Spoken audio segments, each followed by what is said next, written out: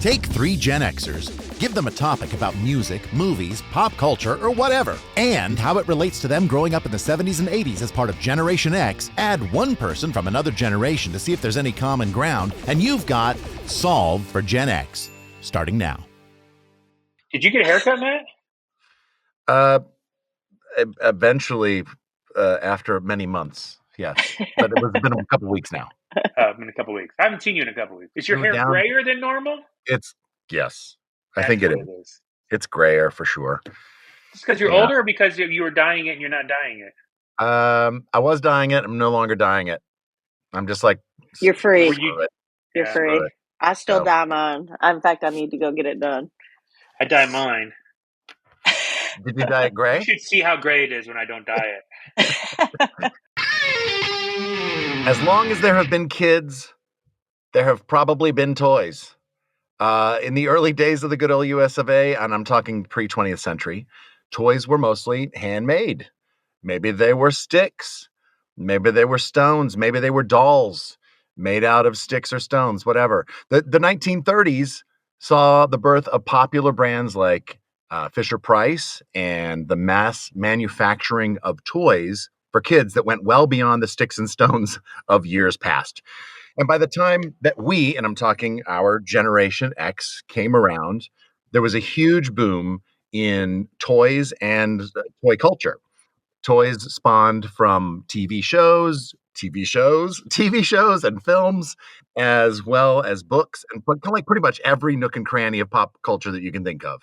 So today, we're going to dig into our toy history on this episode of Solve for Gen X. Solve for Gen X. It was the age of parachute pants, skinny ties, neon headbands. We rode our bikes, clothes, helmet free, a nicotine from a vending machine. Decades, pastimes, memories, and masters.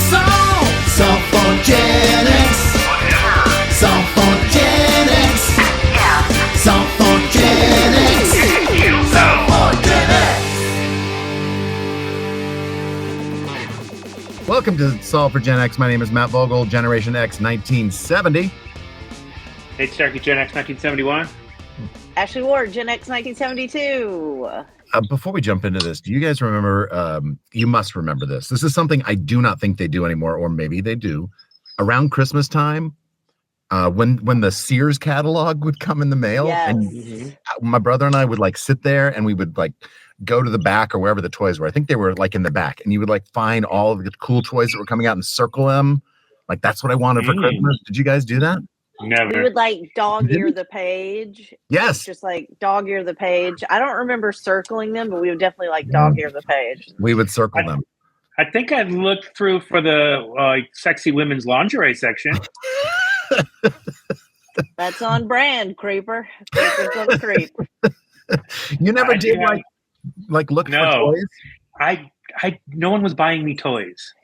Oh, well, geez, this is going to be a great episode for you. Well, it's interesting because like Nate's family is not a big gift giving family general. Like in my family, it was, even when my mom didn't have a lot of money, it was important that we have a lot of presents to open on Christmas. So it might be like crappiest, Kmart off-brand Barbie, but she wanted us to have multiple things. And at Nate's house, like, it's much more, it actually is very, what I think of as like a New England-y style Christmas, where it's like we all receive one gift and everyone watches while you tear away the paper and then like display it. Mm-hmm. And like, down in the country, it's just like you're like rooting for we were all so like we're like hogs rooting for truffles, just like Yeah, I kind of remember that growing up, and now with my family, we do more of, I guess you called it a New England type Christmas. Well, I live in the New England area. It's all like, here's a present. Everybody gets a present, and then we'll watch. And that takes a while in my house because we got 7 people. So you open your present, we'll all go, oh, that's lovely. And then the next person and the next person all the way down the line. But as a kid, I think we were more, I don't really remember, but it was more like you would have a lot of presents to open.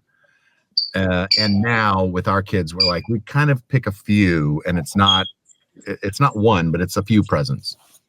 Yeah. Loud, like squeak noise that I keep hearing. Oh, that is the floor. My dad walking on the floor, hardwood floor, cool. in his sneakers. That's my dad and my stepmom doing a little one-on-one basketball. Let's in the dining room. You got to stay young and you got to keep the marriage fresh. That's right. Well, that's how to do it. I had to go back through like my our like photo albums to be like, what the hell? What toys did I have? And the first thing I came across was Tonka trucks. Big, chunky, like a pickup truck or a dump truck, or it had this really cool ambulance. I think I was a fan of the show Emergency, and I just loved like that kind of thing. All of these Tonka trucks were made out of metal. Everyone was made out of metal. And excellent weapons. No, kind of indestructible. They eventually got rusty if you left them outside too long, which we definitely did. And you could cut yourself, or you could hurt. You could definitely do some damage with them. They were great. Anything along that line for you guys that like speaks? I mean, you say Tonka trucks. I just think of Tonka toys. Yeah, I mean, I guess it's the same thing. You build your own things. What am I thinking of? Tinker Toys. Tinker Toys. A totally different thing. But that's good too. Did you have Tinker Toys? Yeah, Tinker Toys and Lincoln Logs. I loved. Yeah. Oh, I forgot all about those. I loved those. Yeah, particularly the Lincoln Logs. I never had like trucks or anything like that. Although I really wanted Hot Wheels, like racing, the little racetrack thing. I wanted one, and my mom was like, "That's not a girl present," so I wasn't allowed to have that. My mom's best friend had two boys that were the same age as me and my sister, so we played with them a lot. And one of them had what in my mind was a Tonka truck, but I don't know that it was, because it was more of like a it reminded me of like, you know, the modern like Broncos that they have now, the like sort of big. It was like that, but it had a sunroof, and you could put like your like, so he would play with like his Luke Skywalker, and I would have my Barbie who was towered over Luke Skywalker.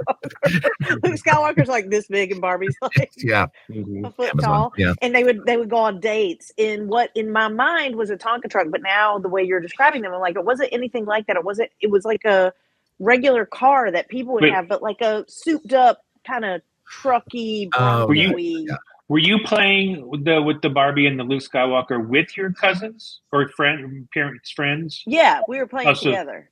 I wonder if that boy has like a really tall woman fetish now. Oh, because of Ashley? Because of the Barbie, Luke. You were playing make believe, like yeah. And would Luke and Barbie be dating, or they would be fighting? They were dating. I don't have a big memory of playing with the cars, the hot rods. I mean, I know of hot rods and cars. I mean, I'm sure when I was very little, someone must have got me some cars like that, because I have vague memories of it, but it wasn't like I was super into it. My relatives in South Dakota were all into stock car racing. So I remember having like a red one that I feel like looked similar to one of those stock car racing cars that I thought was cool. But I was never big into cars. I think friends and neighbors and cousins and relatives and stuff maybe had them that I played with, but I don't think I was ever like, I need those cars or anything. Well, this kind of rolls right into, no pun intended, rolls right into my next category, which is Hot Wheels and Matchbox cars. Yeah. My brother and I had a million of them, and they were these small, they were all metal. Again, very, like you could wing those at somebody and you could cause damage. And I remember though, but what I mostly did with them was I would create scenarios for them. So they were usually like a high speed chase, and I'd be on the shag rug carpet and like have them chase each other. And I would careen one off a sofa, or they would crash into each other. And we had like a bucket of. They were just a bucket full of. Wasn't that the unit of Hot Wheels? A bucket's worth? How many buckets of Hot Wheels? Yeah. I loved Hot Wheels so much. Whenever I would go over to a person's house that had them, it's all I wanted to do was play with them. And like some of them would have their little doors would open. Yeah. And like there was, I remember there was one that was like the Starsky and Hutch car. And I was like, loved that one. And so that, because they would do like, I think releases that were like related, you know, like the A-Team van and like the Starsky and Hutch car and Night. I'm sure they did a Knight Rider car, Dukes of Hazzard car, and oh my god, I loved them. And they were always like, you know, the colors were so cool, and they really looked like you took a car and shrunk it down to a tiny child size. So it was like that. I don't know. There was something about it. I loved at like amusement parks. I loved all the car rides where you pretend like you're driving kind of thing. I was very into driving and cars when I was a kid. And you are so not into it now. I'm so not into it because you were told that was bad, I guess. Yeah. Maybe that's why you were so into it.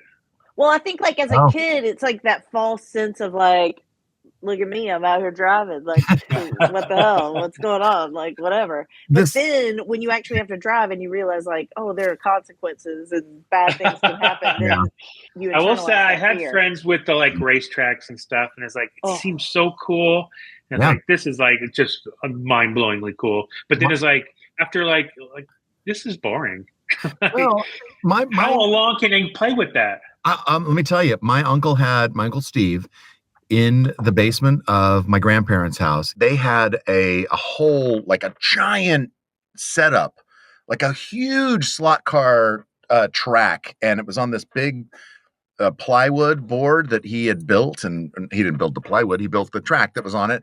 And I loved going down there, and you could, there was like a smell. There was like when the cars would go across the track, you could kind of smell like the oil or something like the plastic from the track. Like oil. There was a thing with those slot car racers where it was like somehow, because there were sets that were for that, and it's like you would put them in and it would like shoot them out like a rocket, and they would go like when it was like a proper toy. So I do think there was something to it. There was some kind of something that made them move like that. Yeah, I mean, I know Hot Wheels. Yeah, Hot Wheels did that kind of thing, right? There, where they would do like a loop-de-loop kind of thing. Yeah. These had a little tiny metal. It had a little metal post in the bottom of it that you would put on the slot car, and then you'd have a remote that you'd push, and you could hear. Sometimes you could hear like there was like a spring in it, and you could hear the electric, like you could hear the sound, and then they would just around the track, and it was so cool to me as a kid. I loved going over there to like watch him. I don't know that I ever got to play with him, but I loved watching him. It was really cool. Step back, everybody. This is why you never, but see, that maybe explains why you never got bored, because you weren't actually able to do it. That could be. That very the well actual doing of it, it's just like, it goes around. Like, to me, like that holds no more interest to me than actual car racing does. You know what I mean? I can see that. Yeah, absolutely. But my dad then the same thing with like the Lionel trains and stuff. Well, I was going to say, my dad. How cool is that? But at the end of the day, it's like there's only so long that's interesting to me. It is, and my dad collected. I mean, he had hundreds of train sets. When he died, and I took some of them, and I've put them up at Christmas time, like around the Christmas tree. Yeah, that's cool. As a decorating thing, that's cool. Yeah, but how long can you sit there and just like watch it go around in a circle? Like I try to get my kids to come and like, hey, let's watch this. And they'll watch it, they see it going around, and like, yep, I'm good, bye, and they're out. I don't know, but it was a simpler time where they're like, when does somebody get killed? When is somebody getting killed? Yeah. How many points are you getting for this thing? It's also like people like your dad's age were not that far removed from train travel being kind of the form of travel. Like people our age, we're like even farther removed. People your kids' age are like, train travel? What's your problem? Can I ask my dad? Can I ask my dad about that? Oh, yeah. Special guest. Hey, Dad, can I ask you a question? Will you come in here so you can hear me? This is nice. Impromptu special guest. Yeah. That's great. What happens? Did you have a train toy, like a Lionel train set in a track that you would play with? Yes, it wasn't very elaborate, but I did have one. And what was that an awesome toy to you? Not particularly. No. Okay. Even wow. I had it in our basement, and I played with it from time to time. And beyond that, no. Did you guys hear that? Yeah. Not particularly. Not a great toy. Yeah. Okay. Yeah. All right. All right, well, thanks for that. But I'm My just theory, always maybe it's jaded wrong. when I- Maybe. Dad, I guess I get my jadedness from my dad because he also was Not yeah, so bad. Not Yeah. enamored of the, All right, the so- romance of train travel. Yeah. Okay. So the third category of things that I had when I was a kid that I loved, guns and weapons. There is a picture of me, Christmas time, 1972.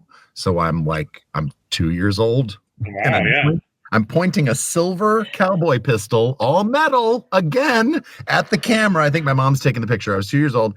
And I remember having like pistols and guns and and things like that, like all throughout my life, all the way up through high school, where my friends and I would shoot videos. We'd like go to Antioch Park in Kansas City or whatever, and we would shoot like videos with these very realistic looking weapons. Like they looked real. They didn't have a little orange cap on the end, or they weren't like a neon color. They were just so that you knew that they were fake. They looked legit. yeah. And I loved them as a kid. I mean, they felt, And they weren't even like the cowboy 6-shooters that were like kind of early cheap on they were, but then like as I got older, they sold more and more realistic they were like cap guns, and you would either put like a circular cap gun. thing of Yes. cap or with the smell of the cap, or like a long line of like caps you could put in there, and they would but the thing is about them that blows my mind is that they really look real. Yeah. To me, did you guys do any guns when you guys were kids? I was not allowed to play with guns. They didn't put you in the club. But like boys will find a way to play with guns. Like so, for example, I live in Colorado, and there'd be, I feel like I've talked about this before, but maybe not.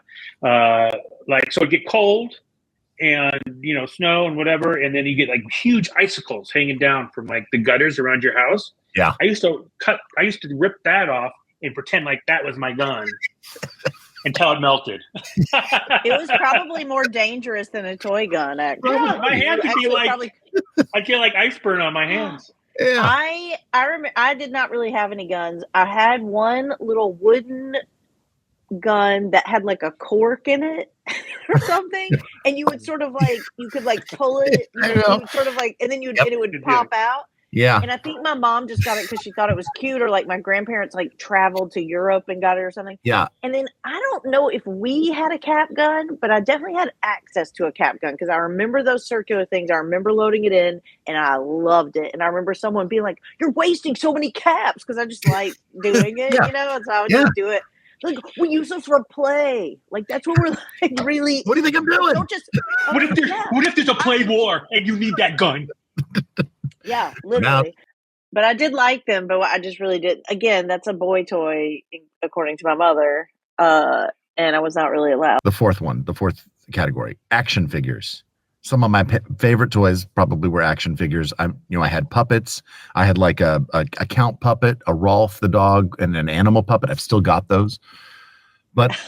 And I made my own puppet. I literally thought you said I had an accountant puppet, and I had an accountant puppet. He just did all. Puppets are a different category than action figures. They are, and I was just going to say they were the action figures of the Muppet Show. Yeah, there were. Kind of. Well, I mean, they are action figures from the Muppet Show. You can. They are, but you're right, Nate. They're not really true. Yeah, that's a different category. And I was going to say, I had those things and I made my own puppets, but there were actual action figures that really played prominently into my childhood, and there were a couple of them. The Bionic Man. Yes. You could look through the back of his head, and I guess it would magnify or something, and it didn't do much. It was just like a peephole. It was just like a peephole. Yeah, and you could roll up his sleeve or the skin on his arm, and see the little panel that opened to see his wires inside. Yeah, I had the Bionic Woman. The Bionic Woman. Could you look in her ear? Could you? I don't remember that. What I remember was she had little tearaway, like Velcro parts of her pants, and you could see like the machinery in her thigh or something. Easy. I remember that being a part of it. Yeah. I don't really remember, but I remember I had her, and then I saw someone else's $6 Million Man. I was like, "This is so much better than this piece of crap." So I don't think it had as many like. I think it It was sort of like, look at her leg and the wires, and it was sort of like, there you go. And maybe she could like do some other thing. There was something maybe on her back, a button or something. I can't remember. And then she'd like wash dishes or something. Yeah, she like make a meal really fast. Yeah. What's weird is though they would run really fast, but it would look like they were running really slowly. Yeah. Before we move on from $6 Million Man, I mean, I feel like I've told all my toy stories before, but my association with the $6 million, I never had a $6 Million Man, but I coveted the $6 Million Man toy. And a kid in the trailer park where I lived had that $6 Million Man toy. So I somehow managed to find my way home with that $6 Million Man toy. And when my parents found out, and I was just playing with it, it's like I didn't even really have much shame about it because I just didn't really understand that it wasn't mine kind of thing. It was like my first memory of like, oh, you can't just take things that don't belong to you. You know? I did not have a ton of action figures. Again, this one, I don't know if my mom was like, well, that's a boy thing, but I think it was more of a thing of like, well, do you want Barbies or do you want Star Wars things? You can't have both. And of course, I was going to always pick Barbies. But again, that same friend that had what I thought was a Tonka truck had so many Star Wars figures and like had like the play sets, you know, where it was like the Millennium Falcon and like whatever, the little other toys. Yeah. And I loved playing with that stuff. Like that was, and I mean, like I remember he had like, one of them had like a little, maybe it was Obi-Wan Kenobi had like a little cape on, and the cape was sort of like plasticky. Yep. And it was his robe. It's like, it was sort of like you could feel them, like it wasn't just like it was all one thing. There was like multiple pieces. And they had the little thing that you can like move to get the lightsaber in and out. Yeah. To put the lightsaber up, it would be a slot in their arm, and you could push it, and then it would. That's right. But I remember like Darth Vader also had a similar type cape where it was a different type of plastic, and it wasn't as compared to like a Smurf, which I also had a lot of Smurfs. Where that was all in one, you know what I mean? It was like all just one hunk of plastic that was shaped a certain way. The Star Wars ones were sort of like pieces that were put together. They were more elaborate. You definitely were like, this is quality. I remember as a child being like, they put some effort. They put some effort into this. Well, I definitely, go ahead. I definitely had the Star Wars people. Those were my biggest toys of my childhood that I remember, like the thing that I really wanted and actually got and played with all the time. I told that to my stepmother. That was our topic. I'm in Colorado right now. And she sent me a little note with like things to talk about on the Star Wars thing, which is the stuff I was going to talk about anyways. But this detail I didn't remember is that my grandmother, my dad's father, worked at HP, where I guess she worked in like the packing department, where she was like what?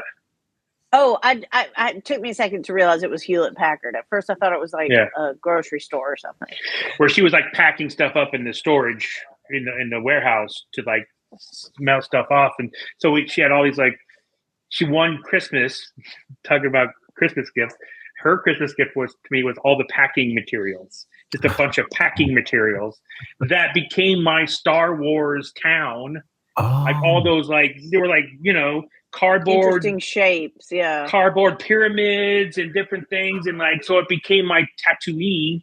Like I felt this little, and then I remember the neighborhood kid when I lived in Wheat Ridge. I was probably in 4th grade. Would come over and we would play all day long with the Star Wars toys, and that's my biggest action figure memory. Yeah, I had all of so many Star Wars toys. I didn't have any of those extras, like the Millennium Falcon, all that stuff. That would have been mind blowing to have that stuff. I had the packing materials that I turned into my. That's cooler. I think that's in a way cooler because I didn't have the Millennium Falcon. I had the I think it was the Death Star. It was like one. Oh God! It had like 3 floors. It was really cool. But the coolest part was it had the trash compactor that was orange. Mm-hmm. And you could make it. You could twist this thing, and it would push. I must have known someone who had that because I have such a memory of it. Maybe it's just the commercial I remember them selling. It was it was so cool. It came with the little the green plastic monster, and you could put your characters in there. And I feel like the Star Wars toys were like on another level, like in Yeah. terms Yeah. of like the detail and the way that they just like the way I was describing the figurines and everything, even just like And it really they taught. were Sorry. they were very Barbie adjacent in a lot Yeah. of ways, in the sense of Yeah. like they were, like like Barbie would come with like a little set of shoes and like a little outfit and like maybe two outfits, and then but then also would have a brush and like a mirror, like a lot of like accessories and things. You Because had remember, that also thing- this is like before online and cable even that like we saw Star Wars once. We saw The Empire Strikes Back once. Yeah. Like we would, and if it weren't for these toys, I wouldn't have known the character's name Greedo or Snaggletooth Right. or Walrus Man. Like, Except they would Hammerhead. know say these them. characters. They Hammerhead, would say them Boba on the Fett. commercials. That's Yeah. how we knew. Yes. Was on the commercials. They'd be like, "Look out, Snaggletooth! I'm buttered up." Like they would have like little kids playing with them, and they would say the names like "Greedo's coming, watch out!" Like they would say the things, and then you would know. Even to the point, like in retrospect, like I think, Walrus Man, was that the name of a character? Or is that just what me and my friends called it? Right. You know what I mean? Yeah, absolutely. I loved, like, that was probably Jason and I had so many Star Wars toys, and we did have a couple of like the equivalent of the Barbie van. He had the X-Wing. I had Darth Vader's TIE fighter. The only other action figure memory I have is I've talked about before, I'm certain, is my grandma Mudge had these off-brand Barbies that were like mountain people or something. Oh, I also thought of a thing about cars. We did have one car, and it was a Barbie Corvette, which was remote controlled, except, and this is where girl toys and boy toys live in totally different worlds. It had a wire connected to the thing, and so it was you had to like run Gotta keep up with it. And it didn't take much for that wire to break, because it did eventually break, because it was like, oh God, it got away from me. Oh, Kathy, do you want to come share something? You can come share it on the podcast. I'm the one who had to pick them up. You're talking about the packing material. Yes, and the Star Wars people. Also, Hammerhead and the walrus-looking one. They were next to impossible to find, and you didn't have the internet or anything. And I must have gone to 7 different stores looking for the Hammerhead. Wow, it is an interesting perspective that we don't think about. Is the journey our parents went through to get these toys. Trying to find. In the Cabbage Patch time for my daughter, it was a nightmare. She had to get a substitute Cabbage Patch. I've never seen a sadder kid. I want to ask you about the off-brand Barbies that Mudge had. Do you remember these at all? Yes, they were awful. Well, I didn't know.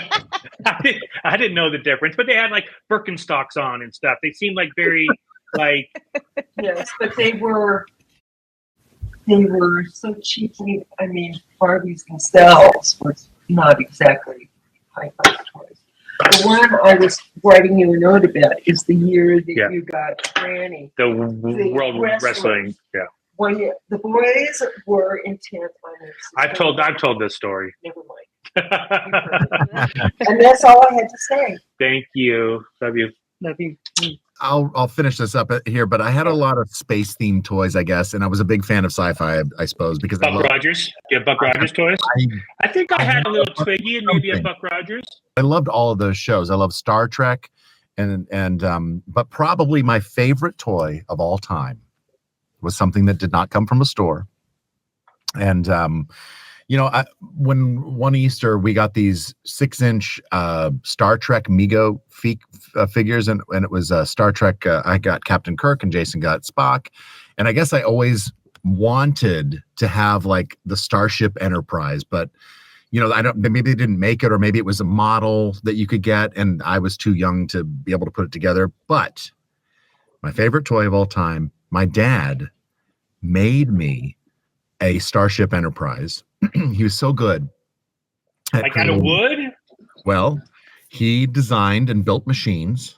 So this, it's a very simple toy, and it's sticking with the theme. It's made of metal. There is some wood as well. It's kind of small for a kid to play with. It's like for a kid to play with, and it's kind of sharp on the ends. And I actually have it. I still have it. Wow.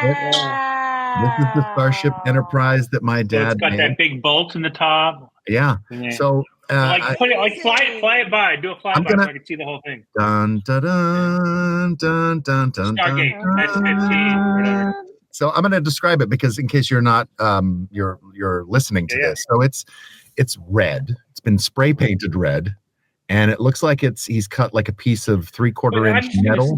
Why did your dad spray paint it red? I don't know. Maybe it was my favorite color. That's the only thing I could think of. Or maybe he didn't have any other paint. I'm not really sure. Maybe he asked me what color I wanted it to be. I don't know.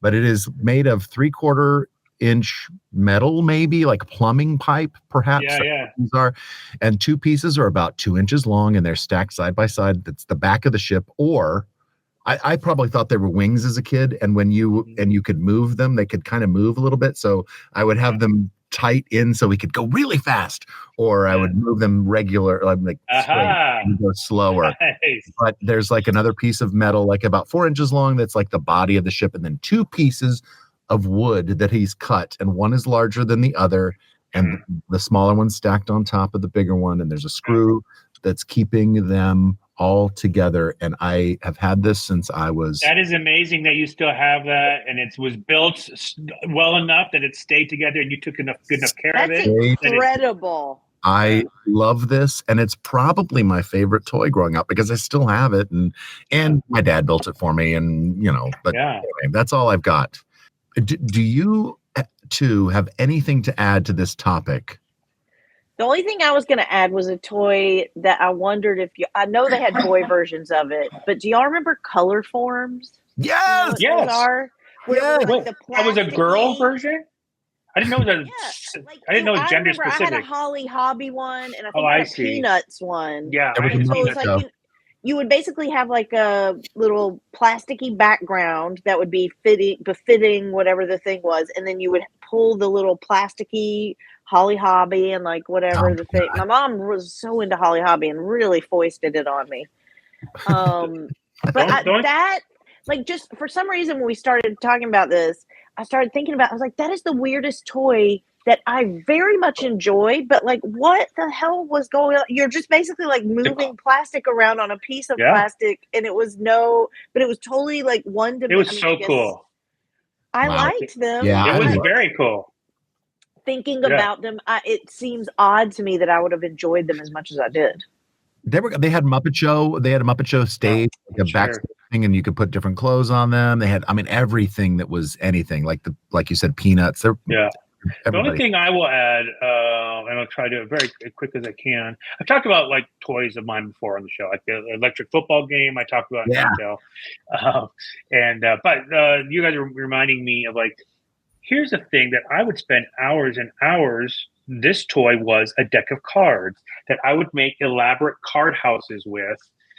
Wow. Like I would spend hours making deck of cards, and I'd like use like 6 decks of cards and make like a huge card house. Funny. The elaborate dominoes where you'd set them up and do that. That was like a big toy that.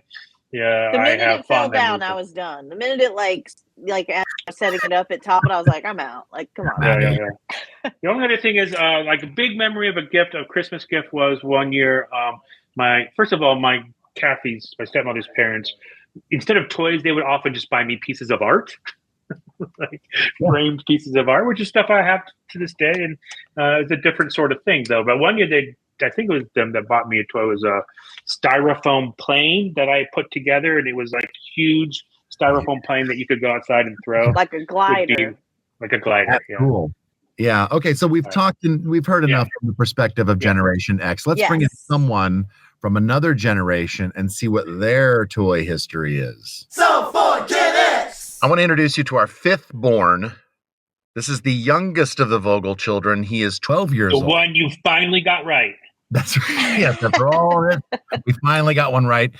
He is 12 years old. He is born in 2012, which makes you a member of Generation Z. Is that right?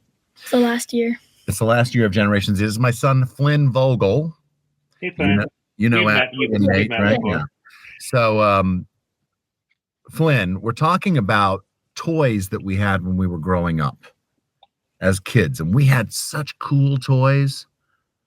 You're still growing up, I'd say, but can you remember any toys that you had when you were like younger that you remember and you were fond of? I have no idea what the name is, but there was like these little like building blocks that you could stack on top of each other and like make a building or like a castle out of. Oh, cool. Were they like were they plastic and then they like magnetized together? Yeah, they magnetized and then you can make like whatever you want, really. That's very cool. Oh, cool. I love that. That sounds like a great toy. I feel like building toys never go out of style. Just spend a minute or several just listing to us some of your other favorite toys at any age up to this point. The major one that I can think of is just video games, which a lot of kids my age play a lot. Mm-hmm. And are these video games on a particular system that you watch on your big TV or just on your phone or both? All three really, but for video games, it's on PlayStation 5. Okay. And that's really like the big game that I like toy that I play with. Yeah. You also were you did some stuff on the Wii too. Yeah. You like the Wii as well. I guess because we didn't have very elaborate versions of that growing up, I don't think of video games as toys, right? To me, toys is a thing that I play with in the physical realm as opposed to I'm controlling it in the virtual realm. Yeah. But I think that's a difference. But I think it is, it's a big difference because when we were growing up, there were, Ashley mentioned it earlier, there were a lot of toy commercials. Like every Saturday, there'd be toy commercials for like Star Wars toys or Barbies or whatever there are, whatever toys that were popular. And for you, what I am aware of is like there are ads on YouTube or wherever you're watching something for video games. Like play this video game, collect the coins, or there's stuff like that, right? Yeah, for toys, we don't really like play with toys. Like we play outside, like with sports or video games, like I said, and it's not really like toys, especially at like our age. Yeah. So you have never in your life had like an action figure? Like when you know what an action figure is? Yeah, I do remember having like an action figure. What'd you have? Like Batman and Superman, just like superheroes. Okay, so those are toys. And were they big, like stuffed animals, or smaller? They were smaller. They were like, I don't know. Yeah, 4 or 5 inches, maybe. Yeah. What about like toy cars? Did you ever have like toy trucks or cars or anything like that? Or trains? I don't remember that, but I probably did. You might have had it, but it wasn't like a big deal or anything you're super excited about. Yeah. I take back the thing I said about the toys because I would consider like the ColecoVision a toy, the little mini football game. Yeah, I agree. Yeah, that's a toy, but it's different. Techno Bowl or whatever. Yeah, somehow that's because I can carry it with me somewhere. Yeah. That's different.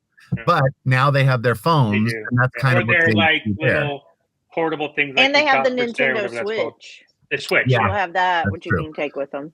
Flynn, when you were growing up, do you remember, were there any toys that you saw, either like that a friend had, or maybe you saw somewhere that you were like, I want to get that toy, like whatever it might have been? My friend, I went over to his house all the time. I still do, but when he had this like big castle, it was like you could like pull it apart and like make it open, and there was characters inside it. And again, it was like superheroes, but there's like a slide that you could push, and then a person goes down, and then there's just a bunch of things that you could do in the castle. Was it just sort of generic branding, or was it based on a movie or something? It was superheroes again. It was on his favorite. It was like DC, like Superman, Batman, or was it X-Men, or what was it? It was based on a show called Teen Titans Go. It was his favorite. Gotcha. Yeah. That's very similar to things we had. That's very cool. Did you ever take an everyday object around your house and that became your toy because you were using it for something that wasn't its original purpose, or that you built yourself or something like that? Like I use the example of building card houses out of a deck of cards. Or I used to draw little like figures on pieces of paper and then cut them out, and we would play with these paper dolls, essentially, right? Anything like that? I don't really remember making anything. It's just like I would make up these imaginary scenes where like I would need to save something or like do something with these characters that would like keep me doing it for like 2 hours. Well, what was that? Was it with the little action figures? Yeah, with those action figures, and okay. then set up like scenes with them. And Did you have stuffed animals? Yeah. How long did you play with your stuffed animals? Or do you still play with your stuffed animals? No, I keep them in like the side of my room now. And then I like slept with them like 2 years ago, last year. And I played with them like since that, yeah. Like you would give them little personalities and they'd have like fights with other stuffed animals or whatever? Yeah, cool. What would be the ideal toy right now? What is like, that would be the greatest toy in the world for you right now? For what I already have or like what I want? If you have the thing that the greatest toy that you could ever imagine, if you already own that, then yeah. But if you don't, what would it be? Wiffle ball. I love playing wiffle ball. Oh, okay. That's cute. And that's an old school toy. That's been around a long time. Any other questions for Flynn? I can't think of any others. I'm very excited to know that you played pretend with your stuffed animals. I had it in my head that kids your age only slept with and like cuddled with stuffed animals. Oh, really? But I love that that made me really happy that you like. Why would you not think that kids? I don't know why. I think I just thought that I knew that like kids like to sleep with stuffed animals, but I didn't realize they still played with them in that way. Yeah, I don't know. Anthropomorphized or what? Yeah. What do you call it when you give an inanimate object? Anthropomorphized. Yeah. I hope that I would be sad if kids stopped anthropomorphizing things. Me too. Beautifully said. Well, Flynn, thank you. I appreciate you coming in. Thanks, Flynn. Thanks for bringing your perspective. And it was so nice to see you. Back to your video games. You want to know who buys toys? People my age. As a collector. Yeah. It's really interesting. I just heard yesterday on NPR, they were talking about sort of the future of film and television is a little bit in question because most young people watch short form video or things on their phone or like user generated content as opposed to like big produced things. And so we're in this really weird time of like this thing that has felt so ubiquitous and would never go away and like, sort of has resurgences and different versions of it is going to become obsolete because it's just not the way people consume entertainment. The people coming up, the rising generation. And I was like, it was like a punch in the stomach because I was just like, I understand it intellectually. I understand that is happening, but I'm like, but they're going to get older and they're going to want to watch a show. I know, yeah. Well, this was episode 20. Episode 20. And I think maybe we're gonna take like a little pause. Because of how this episode went? Yeah. We let you down. Mostly because of you're firing us? Yeah. No, we'll regroup after a couple of months. We're gonna refill our fanny pack with a bunch of great topics and record some more episodes, and then we'll do season 2. Does that sound good? Yeah. Yes, I think it sounds great. Is there anything that we feel like we've learned like so far? I think we can still learn more stuff about our generation and other generations and how we kind of are walking through the world together. But is there anything that sticks out to you right away about us and the other generations? Oh, that we've learned in general? Yeah. Any surprises or anything or are you kind of like, yeah, it's about how I expected it? There's more, the gender divide is more apparent than I think I totally knew about things of our growing up. That there are things where I'm definitely like in a totally different category and you two are much more in the same. Beyond that, I think it is interesting that we are also not monolithic on things that are where gender doesn't come into play. It's very different perspectives. Not always. Sometimes we are very much on the same page, but other times like, oh no, I didn't think that at all, or oh, I was never scared of that, or whatever. I think we're all close enough, sociopolitically speaking, and how much money we come from enough. Like you all didn't spend a lot of time in the trailer park, but neither did I. That we're not going to have too many differences. What I'm curious about, what you were saying, Ashley, is I think the gender divide is certainly going to be existent in the generations before us, even more extremely. Is the generations younger than us? Have we gleaned anything from them that there's less of a gender divide? Mm-hmm. I would be interested to bring in another Gen X woman if we were doing a topic that was where I knew, like, oh, it's going to be very different perspectives. Yeah. Right. That'd be interesting. See if mine aligns with the other woman, or if it's like an even broader perspective. So then, but instead of me. No, not instead of you. In addition. Yeah, I love that idea. That's a great idea. All right, well, it's time for Ashley's nap. Hey, look, until we come back, please rate and review our little podcast. Not you two. I've already done it under so many pseudonyms.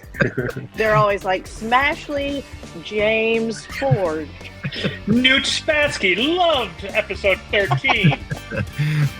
Why did you rate it 1 star, though? Come on. I thought it was like number 1. We'll see you next time on Solve for Gen X. Solve for Gen X is mixed and edited by Nate Starkey. The theme song was written by Nate Starkey and Matt Vogel and performed by the Mighty Weaklings. Our podcast art was created by Dave Hulteen at davehulteendesign.com. You can find Solve for Gen X wherever you listen to podcasts. And it's also available to watch on YouTube. Just search Solve for Gen X. If you're so inclined, please rate and review our show. It really helps our visibility. Or whatever. Solve for Gen X is a Welcome Matt and Married Nate and Ashley production.